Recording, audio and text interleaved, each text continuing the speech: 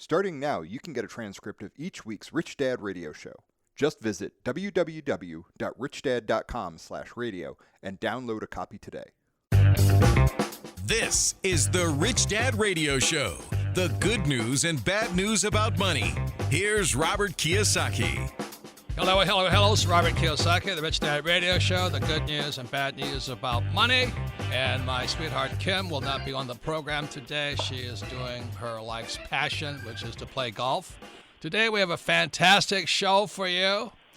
And the theme of the show is that money doesn't make you rich. And all the times I hear that, well, when I have $1 million, then I'll be rich and all that. And really, that's not true. I'll say it, repeat it again. The theme of this program, Rich Dad Radio Show, is that money doesn't make you rich. And today we have champions on this show, guys who are multi-millionaires in their 20s. Everybody says, oh, I wish I was rich and all this. But what you're going to find out is that money doesn't make you rich. So our guests today are three champions. First is my dear friend, Rod Smith, 2 times Super Bowl champion and 3 times Pro Bowler. He's an entrepreneur and author, and he played for the great Denver Broncos. Our other guest is Ryan Boyles, former NFL player of the Detroit Lions. He's a Rookie of the Year in 2012. Today he's an entrepreneur, real estate investor, and he played for the University of Oklahoma, and he's a first-team All-Big 12 in 2011. And our other guest is Chris Redmond, NFL career spent with Atlanta Falcons and Baltimore Ravens. I mean, these guys are champions. And I know, this is a worldwide broadcast, and not everybody played gridiron or football. Football is soccer in most parts of the world, and gridiron is our football. And then, of course, there's my sport, which is rugby. And so these guys, to make the NFL, it's virtually impossible. They make millions and millions of dollars, and their career is over. And so what we're going to be talking about today is that money doesn't make you rich. That's the theme. We have 3 experts in this field because they lived it. They're in their 20s and sometimes teens, and they become multimillionaire. And what happens to you when all that money hits you? That's the theme of the show, and how many people actually go broke. First, let's start with my friend Rod. Rod, give us a quick synopsis of how you went from high school to pro, real quickly. First of all, I was undrafted. Out of college, I was undrafted. What does that mean? Because we have a lot of people who are all over the world. What does that mean?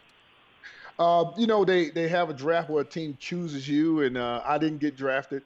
And so, but Rod, you know what that's like? What's like when you're a kid, you all line up, and they only choose. They're going to choose 5 players, and you're number 6. That's they chose 200 and some players, and I was number 201 or something like that. Yeah. But no. So the NFL, they have a draft. It's over 200 something players. It's 7 rounds of draft picks between 32 teams, and I'm sitting there at my house there in college, and I'm waiting on my name, and it never came, and so it's very heartbreaking to not get drafted. But I got a chance to sign as a free agent with the Broncos right after I got out of school, and I took advantage of it and went to work.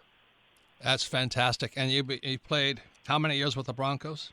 Played 14 years. So going from undrafted to playing 14 years in one city was absolutely remarkable. Guys are still trying to figure out how I did it. Yep. Man, what a story. And then you were the captain of the Broncos also, right?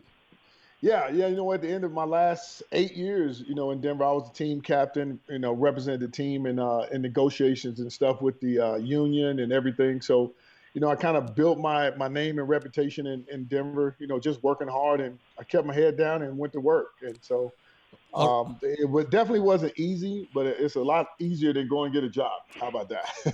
But also, I love the story you tell is that you go into the locker room, you're an undrafted free agent, and all of these guys are from big name schools like Michigan State and all the big Oklahoma. schools. You said, look, sweethearts, the game isn't played in the locker room. I'll see you on the field or something like that. That's where the game's played. Yeah, when you walk in there, you got all these guys, and they have their leather jackets on and their school all in their locker. And, I went to Missouri Southern State, University, a small school in Division II. and you got your big Notre Dame schools, and these guys are bragging about their school. And I just tell them, I said, man, listen, the game is not played in this locker room. We're going to go outside on this field, and we'll figure out who's going to be here and who's not. I love that story. I love that story. And then we have Ryan Boyles, who's been on our program before. And Ryan, please tell us your story. So it's a blessing and a curse coming from a big school, like Rod just said. Some guys kind of boast about where they're from, and I was not in any different situation. Obviously, Oklahoma was a premier school. We essentially just had a Heisman winner. We had multiple Heisman winners, championships. So, but I was really a humble guy, though, man, all throughout the process of having different accolades and things like that. And I kind of have a unique story of even why Robert Kiyosaki is a big part of my life. My senior year in college, essentially my junior year in college, and I'll try to sum this up pretty quickly. My junior year in college, I had an opportunity of leaving early. I led the nation in receptions, receiving yards, and touchdowns essentially in 1 year. I was an All-American, a Balloon-Call finalist at that point, and that would be the top receiver in the country award. But I decided to come back for my senior year. I wanted to win the championship, wanted to solidify myself as being the number one or the best receiver ever to go to the University of Oklahoma. And in the 8th game of my senior year, I tore my ACL. So my life was just kind of crushed at that point, thinking, why did I come back? A bunch of different doubts. I just threw away my draft stock here and there. And then I was fortunate enough to get drafted in the 2nd round. So I took it as a blessing. And so I knew at that point, you hear so many stories about athletes losing all their money. I was like, this is a gift from God that I did not slip to the 7th round or even undrafted, like Rod said. So I knew at that point I had to be a good shepherd of my finances. And the first thing that I did, honestly, was I researched what do rich people do. I came from humble backgrounds. No one in my college was the first one to graduate from college. Didn't have any money in my family. And I knew at this point that I've got to make great decisions. So I actually Googled what do rich people do, and one of the first books that came to mind was Rich Dad, Poor Dad. That was actually probably the first book that I read. And it really changed my mentality and psychologically, the way that I thought about finances, thought about my future, passive income, and things like that. Well, thank you, Ryan. I'm honored. And our third guest today is Chris Redmond. And his NFL career was spent with Atlantic Falcons and the Baltimore Ravens. Congratulations, Chris. And Chris, what college did you go to? And did you wear the leather jacket that Rod did not have?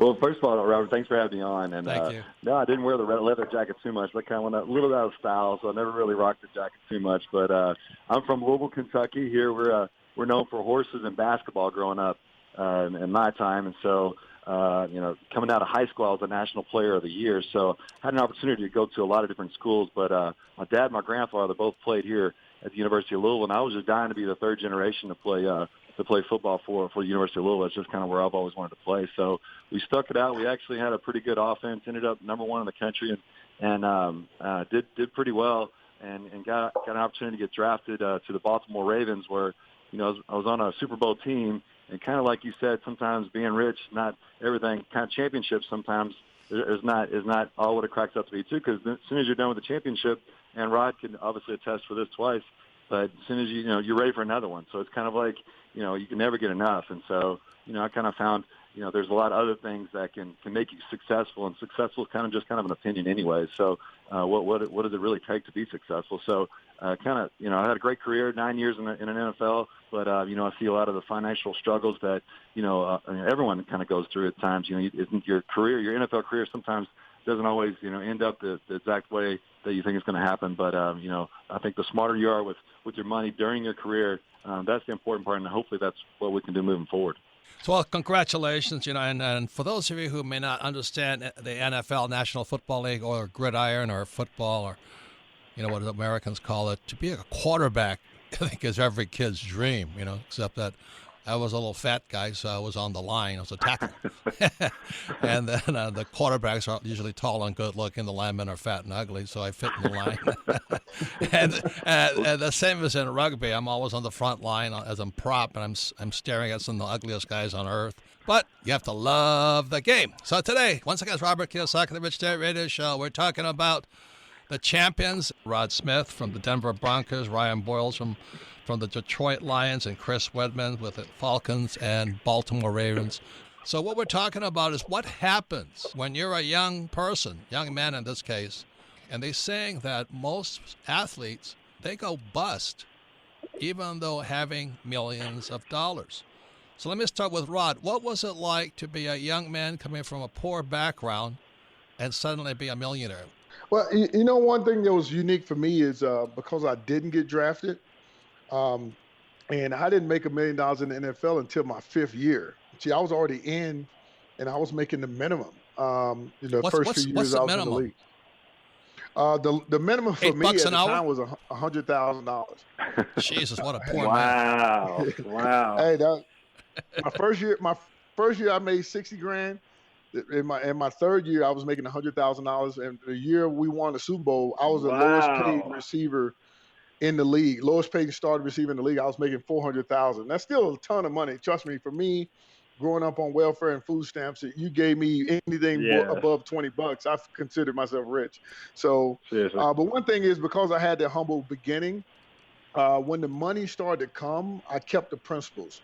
And I learned a lot of those principles from the book Rich Dad Poor Dad. And I've told this story before. We were flying to New York. I'll never forget it. We were going to play the Jets, and a friend of mine, Ray Crockett, a great friend of mine, he saved my life in my opinion. He said, "Hey man, you need to read this." And he reached over the seat, because I sat behind him, and he handed me the book Rich Dad Poor Dad, and said, "What the rich teach their kids about money that the poor and the middle class don't." And I said, "Dude, I need that right now." And I took his book from him. I didn't give it back. I read 100 pages before we even hit the ground. And I bought every book and read every book you've written ever since. So by the time my millions came, I had some very, very strong principles in place. So I was able to take the money and do some good things with it. Now, trust me, I did blow some money. When you get that kind of money coming in, you start, treating yourself a little bit because you deserve it. And so my story is a little bit unique. Once again, Robert Kiyosaki, the Rich Dad Radio Show. It's also Rod Smith. When we come back, we'll be asking Ryan Broyles, player with the Detroit Lions, and Chris Redmond with the Atlanta Falcons and Baltimore Ravens, what it was like to be a young man and to be suddenly rich. Because the theme of this show is that money does not make you rich. You're listening to the Rich Dad Radio Show with Robert Kiyosaki. Don't be like Charlie. Charlie is that do-it-yourselfer who does himself in. Do-it-yourself is good for tile and grout. It is not good for asset protection. Charlie thought he'd save a few dollars forming his LLC online. With no guidance, he did it wrong. When he sold the property, he lost thousands and thousands of dollars. He did himself in by trying to do it himself. Don't burn yourself. Use Corporate Direct to set up and maintain your LLCs and corporations. Corporate Direct is owned and operated by attorney and rich dad advisor Garrett Sutton. Garrett wrote the bestsellers Loopholes of Real Estate and Start Your Own Corporation. He is Robert Kiyosaki's attorney for asset protection. He and his team will do it right. Visit them at corporatedirect.com or call 800-600-1760. Mention Rich Dad and receive $100 off your formation fee. That's corporatedirect.com. corporatedirect.com.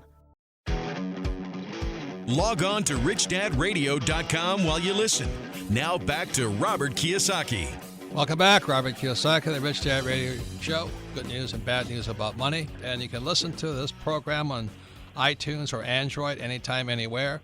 If you listen to this program again, you'll learn a lot more. But we archive them so you can speak to your friends, family, especially your business partners about this subject. Because our subject today is we have 3 men on board here who became very rich early in life. Stories go is that 70%, they estimate, of all athletes are bankrupt within 2 to 5 years. So money doesn't make you rich. And I hear so many people say to me, when I have money, then I'll be rich. And the theme here at Rich Dad is that doesn't make you rich. Money will never make you rich, because if you don't have the theme or philosophy of money in your head as well as the skills, that money goes right through your fingers. That is the problem.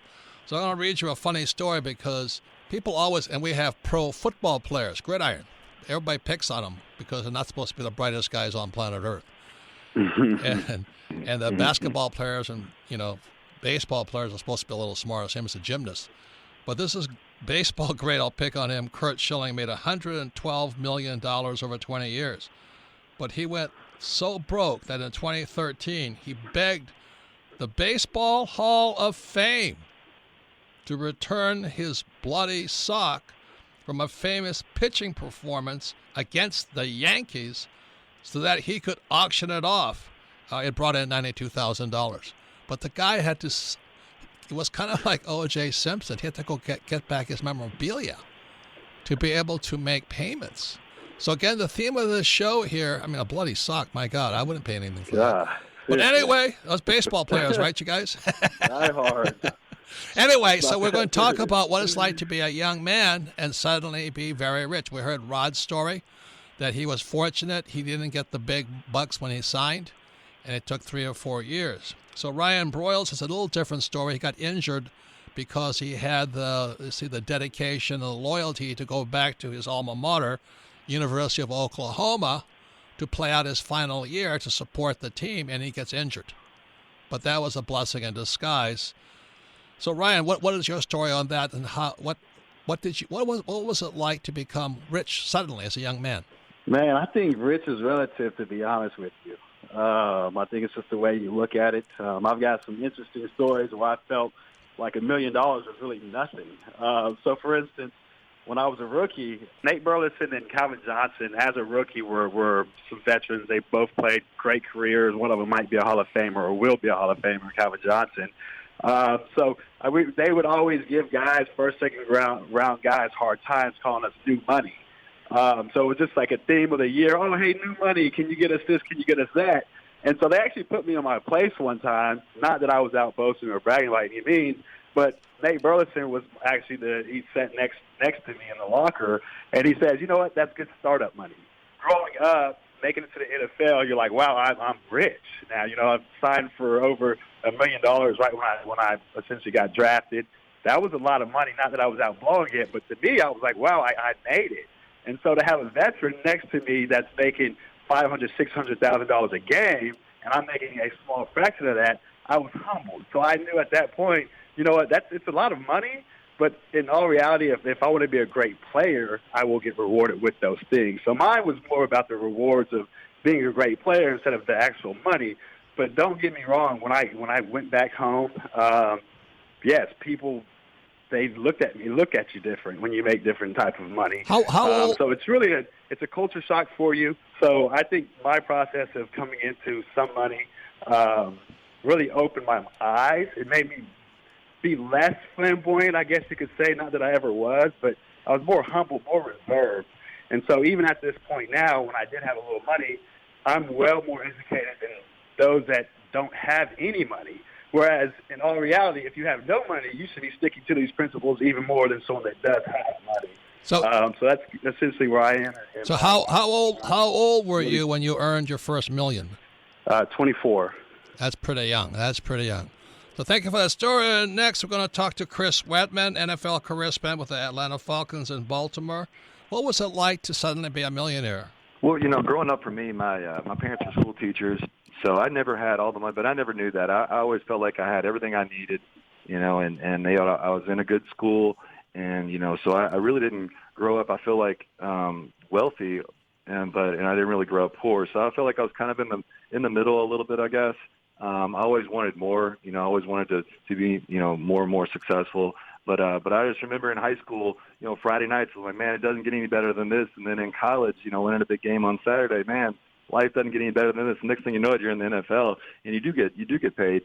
And I was like, man, this is as good as it gets. And so it just, for me, I always felt like I had what I needed to have at that particular time. But probably made, my first $1 million in my second contract, I guess. And, which is kind of crazy because, yeah, you can make $1 million, and on the ticker it says you make $1 million. Well, half of that goes to taxes.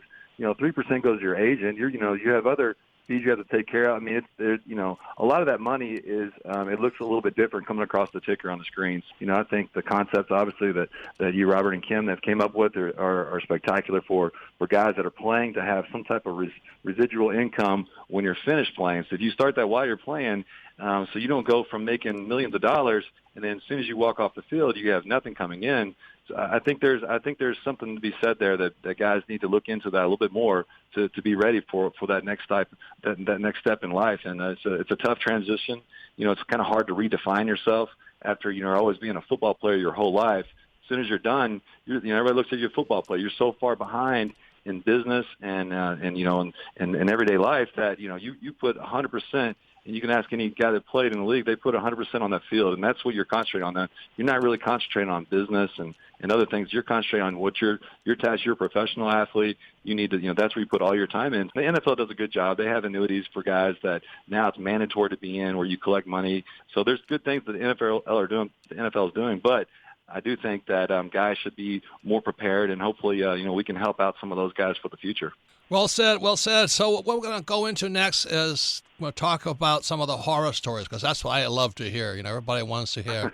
The National Enquirer, like I was reading this article, this one guy had 10 kids and 7 wives. Holy moly. Another one said the moment he signed that contract, his mother says, you owe me $1 million. So you have women, you have family, you have friends, and you have investment advisors. And, for years, Kim and I were asked by both the NFL and the National Basketball Association, could we come in and talk to the young athletes about how to manage their money? And the first person that stepped up against us were the managers. They didn't want us getting between their player and, they didn't want us in there because they want to give them the financial advice. And then what happens is that, I don't think I would have listened either. If I would have listened to anybody, I'd spend that money. So I think, it's just not as simple as giving somebody some education. So I'm going to ask you guys to tell a horror story without giving their names. So Mr. Rod, what's one of the worst horror stories? Your guy had a lot of money. He went from boom to bust. Well, yeah, you know what? The crazy part is I was very observant. And I knew, from being the union rep for our team, that 3 years and 3 games is when you qualify for your pension in the NFL. But most of the guys who I played with, I went in, there was a big rookie class, and all of them were pretty much out of the game except for like 3 of us in 4 years. And I watched them go through some stuff. One of my buddies who we played together 12 years, I think he bought over 20-something cars while we were playing. And I'm like, dude, why do you keep buying all these damn cars? Dude, you got one ass. You can only drive one at a time. Why do you keep buying all these cars? He would literally change cars every off season. Like when the off season come up, he would have 2 or 3 different cars, like every off season. And I'm like, bro, you got to start, putting some money away and this and that. And I remember it would end up being his last year. His wife called me, telling me, hey, listen, can you help us? I'm like, we just finished the season. It was like 2 months after the season was over. His wife called me and said, hey, listen, can you help us? I'm like, help you with what? Well, we don't have any money. I said, what do you mean you don't have any money? The season just ended, 60 days ago. And she would start telling me some things. And I said, listen, I'm sorry, I can't give you any money.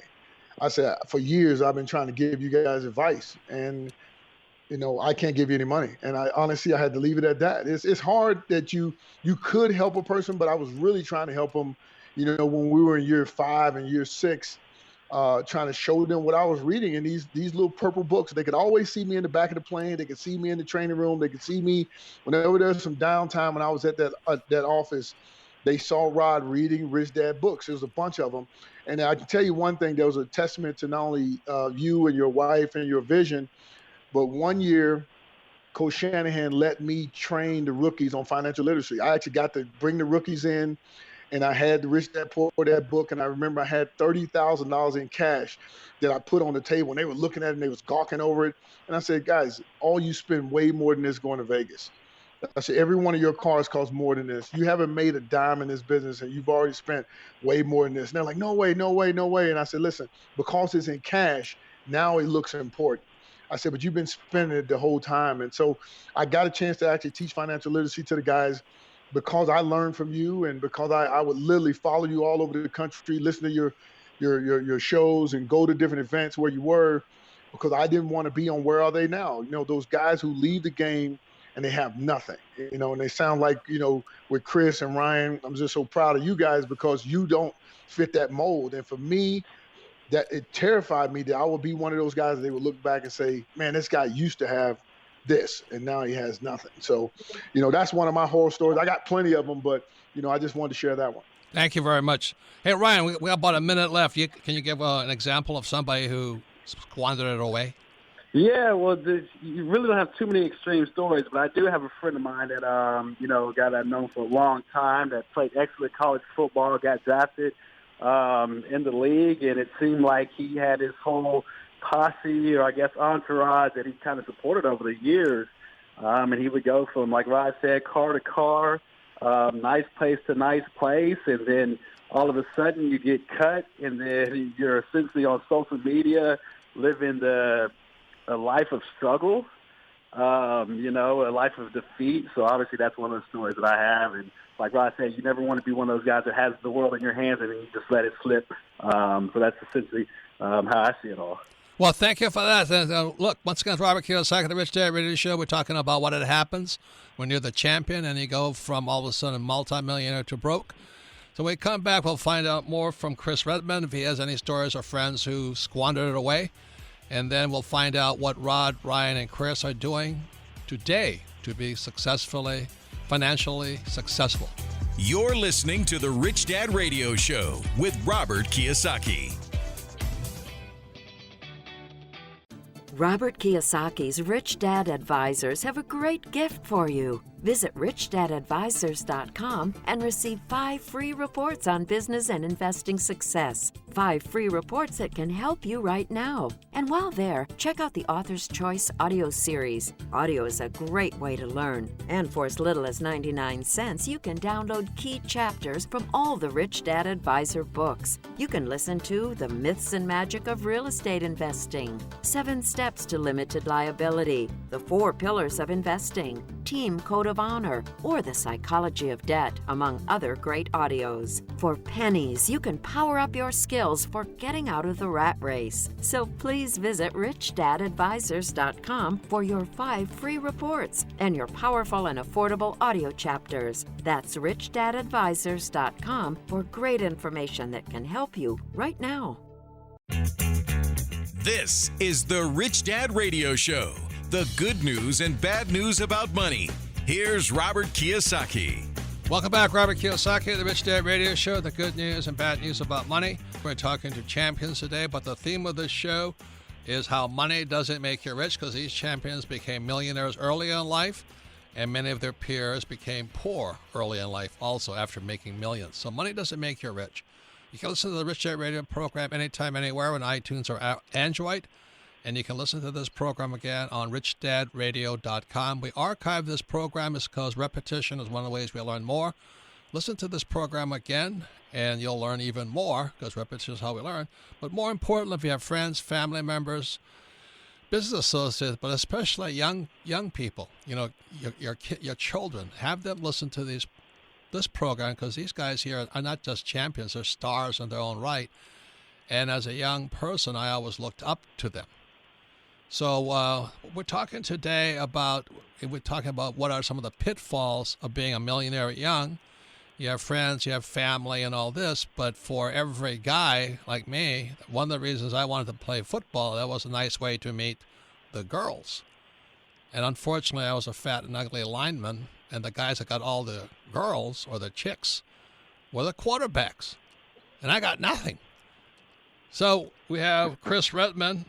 He spent his career with the Falcons and Baltimore Ravens, and he wound up as a quarterback, a professional quarterback. I mean, that's almost getting close to God. And Rod Smith also played quarterback.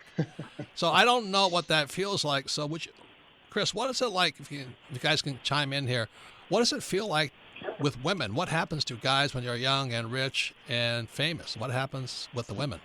Well, let me be honest. I didn't grow up winning any beauty contests when I was younger, and so. But the older you get, and then obviously being on TV, the quarterback gets interviewed. He's got to talk about the game. He's on TV a lot. That's just part of the position, leadership. A lot of people are looking to him. Even in high school, the quarterback. People are just watch what he does walking up and down the hallway. Is kind of like you kind of get used to that. Next thing you know it, you're a lot better looking than you were when you were younger, and that's part of it. Now, You talk about some stories. I've seen guys that played the position that had entourages of women around them that, wearing fur coats. And I'm an outdoorsman, and I know what animals look like. I don't see any purple animals. They're wearing purple fur coats around with all these women around. I'm like, man, these guys are probably using their money in the wrong ways. But anyways, it does happen, and there's a lot of opportunity out there for guys but you get an opportunity to put yourself in that situation. That's kind of what we talked about off air a little bit. And that's the one thing that I think that yourself, depending on what you're looking for and how you want to represent yourself, that's in your character. That goes a lot longer than a couple one nights deals and stuff. And don't get me wrong, there's a lot of fun things to do and a lot of great things. But you can realize that the true people that want to be friends and be around you. And then you can tell the people that just want to hang on you. I guess I'm a little like Kim. I love to play golf. I've had some guys in my locker room that I wanted to play. I like playing golf. I'm real competitive. And one guy, he came to me and he said, "Hey, what do you want to play for?" I'm like, "Man, let me play for that Lambo you got in your, that he drives to work every day. So let me give me the Lambo for the weekend if I win." And he's like, "Oh man, that's a $500,000 car." He's like, "Why don't you just take my Ferrari? It's only $250." And so next thing you know, this is wow. Money. But it's just crazy that it's the same story over and over. You hear nonstop, and people putting money in things that depreciate. It's tough, and that goes by real fast. Well, I'll give you guys credit for having the willpower, because I know if I was 25 years old, making millions of dollars a year, and women were all around, I'd have a good time. That's all I want to say. Anyway, we'll get into now a more important part. The sobering part about it is, what did you guys do to preserve your gift and your wealth and transfer it into the future? So let's start with Ryan, because your story is really about that, isn't it? Staying with University of Oklahoma one more year, it kind of saw the light of what happens, how fast a career can end, right? Without a doubt. People say the NFL stands for not so long. So I think I was fortunate enough to, I guess on the work side of things, getting injured, which opened my eyes, and obviously being a rookie, feeling like I had a second chance, it made me look at things a little bit different. And then obviously the rookie symposium that the National Football League holds every year, where it's just a workshop for all rookies. You go in and you learn finances, you learn insurance, you learn about the new lifestyle. And I think at that point, it kind of solidified which direction I was going to go as a professional athlete off the field. And then picking up books and just learn as much as I could. And then obviously got some nuggets from different sources, and I started to figure out, at one point, NFL really does mean not for long, so I was kind of preparing myself from day one. And so passive income is something that I learned through you, Robert, which I really appreciate.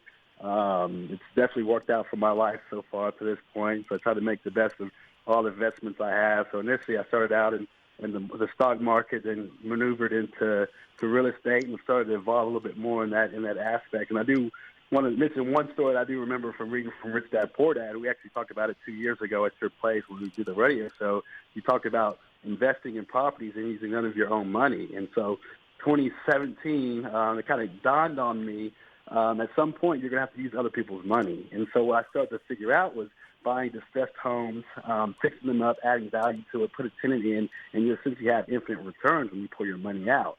And so that's what I started to implement in 2017. I remember that from one of the first chapters in your book when you talked about a place in Arizona you and your wife and another partner bought. And so it started to make sense to how do you grow your cash flow so you can be your own boss, so you can stay at home and live off of that cash flow. So that's what I've been doing over the last few years. Well, congratulations. Infinite return is, in my opinion, one of the most sophisticated financial concepts around that most people don't talk about. And I learned that in my 20s when I bought my first property I put $2,000 down on a credit card, and I made $25, and I was hooked at that point. I said, if I can make money with nothing, I'm as close to God as I can get. So anyway, congratulations. Ryan's website is RyanLBroyles, BROYLES.com. So, Chris, what did you do? Well, one thing that I've tried to do is have a good team around me. I try to have the smartest people that are way smarter than myself, and in business and finance and taxes. Taxes is something I've always struggled with and never really understood exactly the benefits that you can get. And so I've always tried to have where I feel like that I'm coming up short. I try to have somebody to fill that void. And that's one thing that I think is important that you talk about as well, is have a great team around you, and so that's been really important for me. Obviously the NFL helps out with some long-term investments they do, but unfortunately I had a financial advisor put too much money in annuities, which for long-term, which is a huge, obviously they get these huge commissions off of these things, which I learned in my MBA class lately. But you can't, buying a house and stuff, you can't use that as collateral. So it kind of put me in a tough spot. So I sometimes learn the hard way about, long-term investing and stuff. And so I feel like now I got a good rap and have a good team around me. Thank you for saying that, because a lot of times when people talk about annuities, and I know there's only one reason for an annuity, is to make the guy who sells it rich. I personally, and on top of that, you get sued, you lose your annuity. You have no asset protection. So that's kind of the reason I stay away from them as much as I can. And Brother Rod, what did you do when your career was over? You know what? Honestly, I tried. It's an ongoing learning process. So first of all, I applaud both of you guys for sharing those stories, because I'm sitting here taking notes. The annuity thing that Chris mentioned. Currently, right now, I have over 20 different income streams. I learned from your books. I've been out of the game over 10 years now. And my whole theme for 2018 is three things: decrease bad debt, increase my good debt, and increase my cash flow. Keep it real simple. And that's what I've been doing. This year, 2018, is about buying power. I finished my book May of last year. Actually, Robert wrote the foreword for my book, The Rod Effect. And it's just 8 principles that talked about the different things that can keep you from some of these bad situations that happen. I've owned an international coffee business for the last 9 years. Made millions of dollars in coffee, and I didn't even drink coffee because I'm an entrepreneur. I look for opportunity. Real estate, of course, is one of my biggest plays as well. And so honestly, I just, anytime you and Kim call me for anything, I'm going to come, because I really believe the financial knowledge that I needed was missing until I got that book from Ray, Rich Dad, Poor Dad. It changed my life. And so not only just reading the book, but you got to apply it, and you got to have a good coach, guys. You got to have a coach. All of us know from being in sports, and some of your listeners, I can promise you, you have somebody who's willing to coach you. Have the courage to go ask them to coach you, and be humble enough to listen, because most people, even though they're good, especially at sports, we're good athletes, but sometimes as a good athlete, they don't want to listen. And so I've always listened to Robert, and from afar, I'm not with him all the time. I wish I could, but, I've really tried my best to apply everything I've learned from you, and I'll put my money up, and I'll go put the work in, and I learn. So I never lose because I learn. Thank you very, very much for the compliment on that. So in final words here, we're speaking to a lot of young people today, and, most of them will probably never reach your level in sports or money that early in life.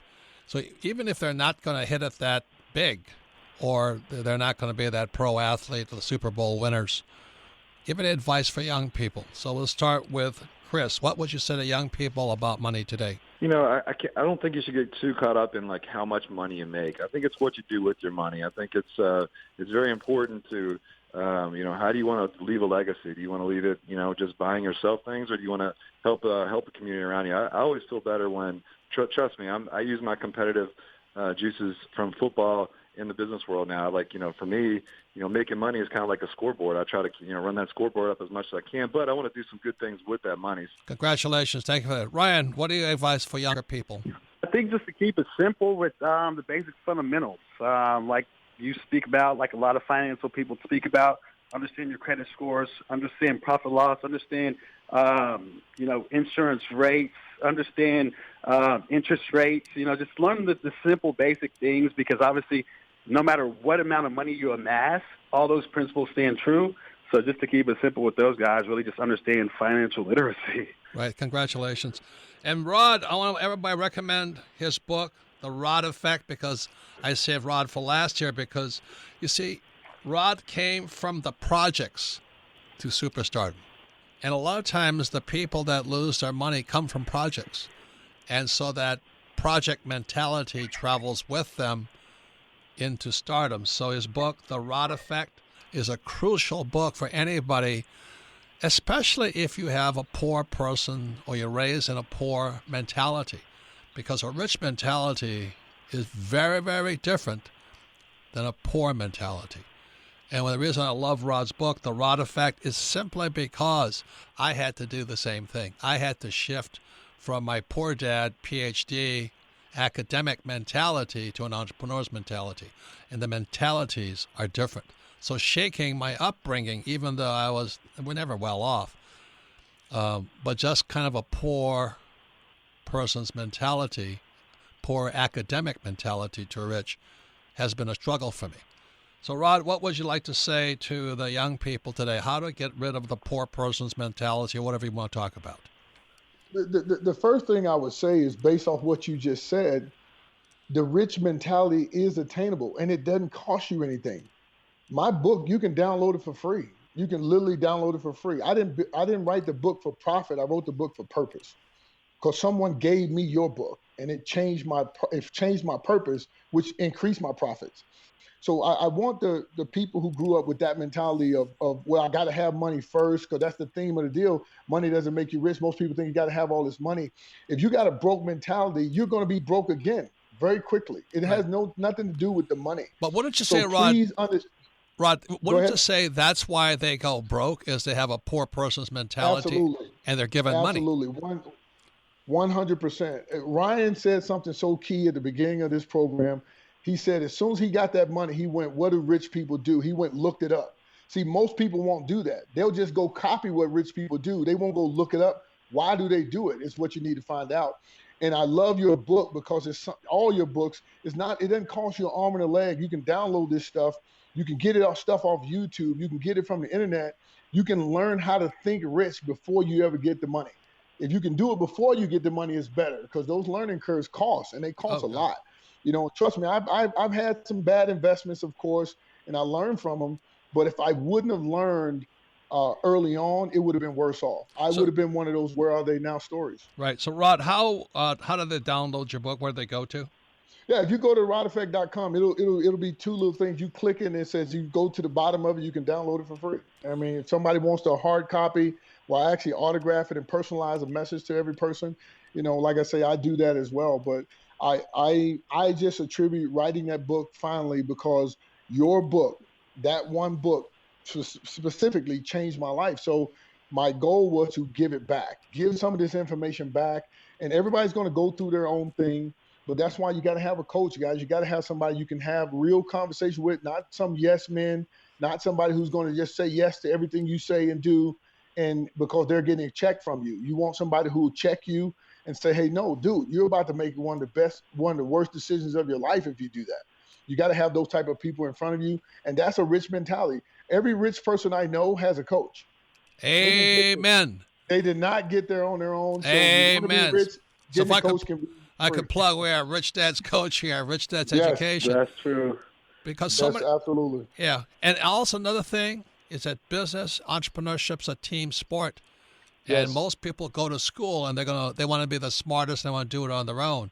You don't have to be the smartest person to be rich, and I'm living proof of that. So I want to thank all you guys for your contribution, for sharing your wisdom and your wealth, for sharing a part of the world that very few people will ever enter. So thank you guys very much. I appreciate your insights and your sharing. All right, well, thank you, man. Thank you, guys. Thanks, Robert. Thank you. Appreciate it. Okay, so we come back. We're going to ask Robert. You're listening to the Rich Dad Radio Show with Robert Kiyosaki. Don't be like Charlie. Charlie is that do-it-yourselfer who does himself in. Do-it-yourself is good for tile and grout. It is not good for asset protection. Charlie thought he'd save a few dollars forming his LLC online. With no guidance, he did it wrong. When he sold the property, he lost thousands and thousands of dollars. He did himself in by trying to do it himself. Don't burn yourself. Use Corporate Direct to set up and maintain your LLCs and corporations. Corporate Direct is owned and operated by attorney and rich dad advisor Garrett Sutton. Garrett wrote the bestsellers Loopholes of Real Estate and Start Your Own Corporation. He is Robert Kiyosaki's attorney for asset protection. He and his team will do it right. Visit them at corporatedirect.com or call 800-600-1760. Mention Rich Dad and receive $100 off your formation fee. That's corporatedirect.com. Corporatedirect.com. Robert Kiyosaki's Rich Dad Advisors have a great gift for you. Visit richdadadvisors.com and receive 5 free reports on business and investing success. 5 free reports that can help you right now. And while there, check out the Author's Choice audio series. Audio is a great way to learn. And for as little as 99 cents, you can download key chapters from all the Rich Dad Advisor books. You can listen to The Myths and Magic of Real Estate Investing, 7 Steps to Limited Liability, The 4 Pillars of Investing, Team Code of Honor, or The Psychology of Debt, among other great audios. For pennies, you can power up your skills for getting out of the rat race. So please visit richdadadvisors.com for your 5 free reports and your powerful and affordable audio chapters. That's richdadadvisors.com for great information that can help you right now. It pays to listen. Now back to Robert Kiyosaki and the Rich Dad Radio Show. Welcome back, Robert Kiyosaki, the Rich Dad Radio Show. Money does not make you rich. Because we had 3 outstanding champions, young men who started early in their lives to become champions, getting into the National Football League. I started playing football when I was 9. And by the time I got to college, I played all through college. And we had a pro football player come in, several come to teach us. There's a difference. Those guys are gods as far as I'm concerned. But they make millions of dollars, and the money from most of them is gone. Most of them are bankrupt within, I think 72% are bankrupt within 4 to 5 years. And because money doesn't make you rich. So I want to thank Ryan Broyles, player for the Detroit Lions, Rod Smith, 2-time Super Bowl champion, 3 times Pro Bowler, captain of the Denver Broncos, and author of The Rod Effect, master of 8 philosophies that took me from the projects to NFL Super Bowl stardom, and Chris Redmond. He played for the Atlanta Falcons and Baltimore Ravens. So I thank these young men for giving us an insight to a world we will never see. Most of us will never see. At least I couldn't see it. Anyway, this is the most popular part of our program is Ask Robert, and you can submit your questions to AskRobert@richdadradio.com. So, Melissa, what's the first question? Our first question today comes from Sophia in Miami, Florida. Favorite book, Rich Dad, Poor Dad. She says, Robert, I've built a successful business and am now in my 3rd year. Unfortunately, we had a bad business partner who was stealing money from the company. I refuse to let it defeat me, and I'm working to save my business. My question is, have you ever had to use credit cards or your own personal funds to keep your business afloat? If so, how do you know when to say when to avoid financial ruin? Well, first of all, I want to congratulate you for taking the risk, and welcome to the club. I've had more bad business partners than I've had great ones. And to me, a business partner is like my wife, Kim, who's playing golf today. When you have a good one, it's heaven. When you have a bad one, it's hell. It's just like marriage. But the question is how do you find that good business partner? And most of us in business, we don't date. We have an idea, we find this partner, and we get off, and then we find out the guy or girl is a crook, scoundrel, or a scumbag. And it's part of business. The first thing I would say is my rich dad said to me, if you find yourself in a hole, stop digging. And the first thing I would probably be the best advice to you is I would talk to a bankruptcy attorney. Look, business is a team sport. These guys, Rod Smith, and these guys will tell you that. If you don't have good team members who are advisors, like I have rich dad advisors, like Ken McElroy, Tom Wheelwright, Garrett Sutton, Andy Tanner, Blair Singer. It took me a long time to find my team. But once you have a team, it's heaven. Until then, I've gone through, every one of my advisors has gone through a bad partner or multiple bad partners. It's just part of the process. So the first thing to do is stop digging, stop using credit cards, talk to a bankruptcy attorney to assess it, then talk to an accountant to assess your position, and then take advice from them. Ultimately, it's your decision, but you need qualified advice, professional advice around, both from an accountant and an attorney. But thank you for the question, and welcome to the club. Just keep your spirits high, okay? Thank you. Next question, Melissa. Our next question comes from Andrew in New York. Favorite book, Rich Dad, Poor Dad. I know you teach the importance of building a team, and I've taken that advice. My problem is trust and letting go to let my staff run the business. What worked for you and Kim when you decided to let others run your business? That's another great question, and I don't really have an answer for that. I just trust, and I wait and I see. I mean, that sounds really stupid. You know, I think President Reagan said, trust but verify. And until you do that, you don't know if you can trust them. So first of all, you have to trust. And if you don't trust, you'll never know. So it's kind of a catch-22, which came first, the chicken or the egg. Well, if you don't trust, you'll never know. And that is one of the toughest. I wish I had an easy answer for you, but I will say this much.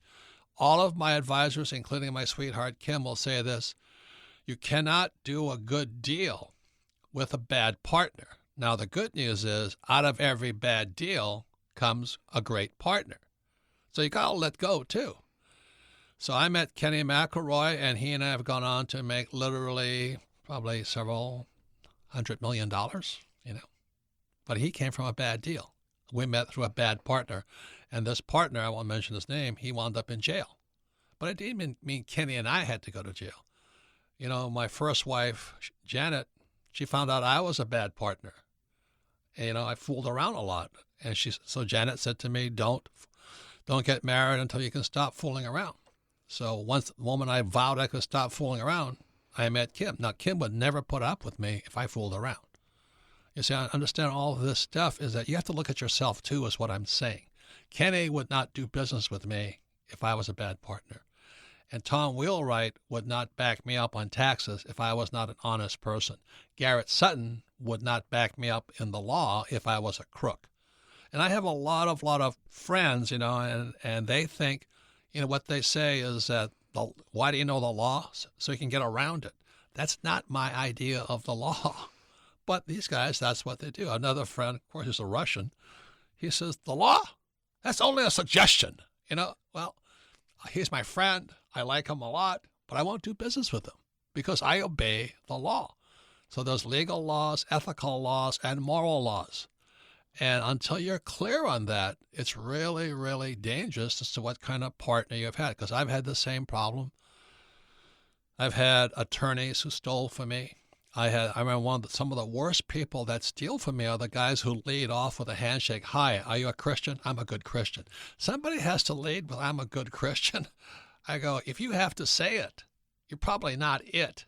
And I do business with great Christians like, Richard and Veronica Tan. They're hardcore Christians. They live and practice Christianity, but they don't push it on me. You see, you got to practice what you think. And finding that kind of person is really, really, really, I think, the key to life. And especially today when you have so many crooked people all over the world, from leaders all over the world who are raping, cheating, stealing, crooked. If you can't trust your team and your partners, it's really a tough world. So that these questions are very, very important because there's so many people that will sell their soul for $1. They always want more money. And I don't know how you talk to those people, that their legal, their ethics, and their morality is available for $1. But you don't know until you do business with them. And I wish there could be another way. One way to do it is you can ask for referrals and talk to their friends. You can, like some of these professional athletes we're talking to, I think I mentioned that one guy has 10 kids with 7 wives. Well, I don't know if I want that kind of guy as a business partner. And like I said earlier, if I hadn't shaped up with Kim, I would have missed out on the best partner in my whole life, which is Kim. So you've got to be the kind of person you want to be in partnership with. That's the lesson of the day. So I want to thank all you for listening to the Rich Dad Radio Show. You can submit your questions to Ask Robert at Rich Dad Radio. Again, thanks to Rod Smith, Chris Redmond, and Ryan Broyles. And may you all take these lessons and go out and make it a better world. Thank you.